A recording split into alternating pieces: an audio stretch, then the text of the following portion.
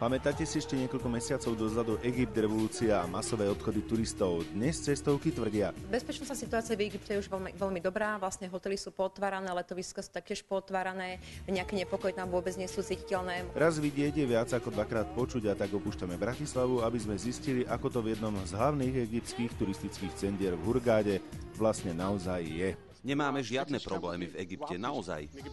Čo sa však nezmenilo je, že Egypt zostáva rajom pre Čechov a našincov, ktorých je aj v našom rezorte neúrekom. Egypt je najideálnejšie miesto takto skoro na jar.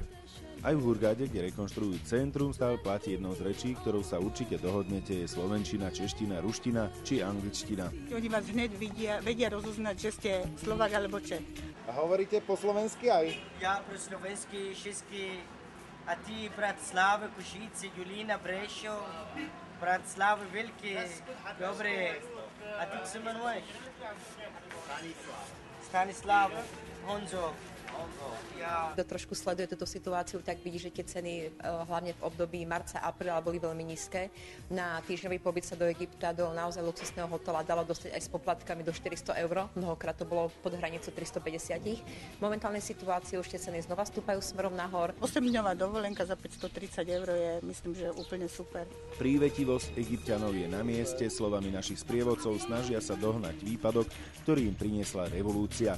Zjednávať však treba stále. Z Hurgády Viliam Šuška, televízia Joj.